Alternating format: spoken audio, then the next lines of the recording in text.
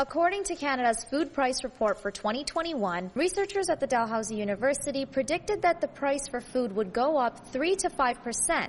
And it has. Their scientific director says inflation happens, but this price jump is concerning. Food inflation rate is much too high, and it can leave many households with less means behind. That's really the problem with the 5%.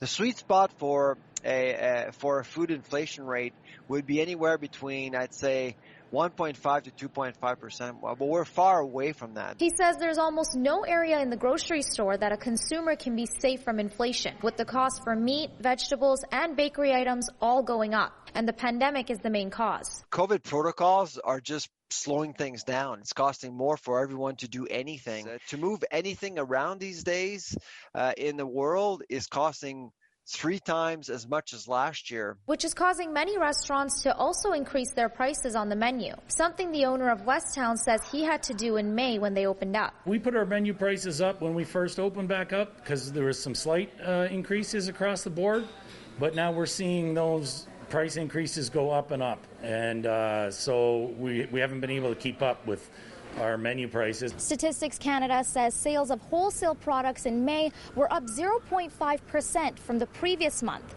which is the third monthly increase. And Brandon Stanchuk says there's a certain threshold that customers are willing to pay, and it's hard to make a profit with the jump in prices. McMaster University professor Marvin Ryder says he doesn't think that this would be a problem for customers coming to restaurants. A study done by the Bank of Canada said that over the last year and a half, Canadians have saved money. They haven't been going out. But the one thing they desperately want to do when they can come out of the pandemic is go to a restaurant, go to a movie theater. I think that's a price that we are prepared to pay. But some say they're prepared to do without if they have to. I think it's part of the global economy, and yeah, it's a luxury. So if they're going up, they're going up, and if we don't want to eat at a restaurant, we don't have to eat at a restaurant. The owner of Westtown says he's hoping the food prices will stabilize, but until then, he doesn't expect to make much of a profit. A lot of them might not know is that with the price increases, we're just barely surviving at this. So it's not about the recovery, it's just,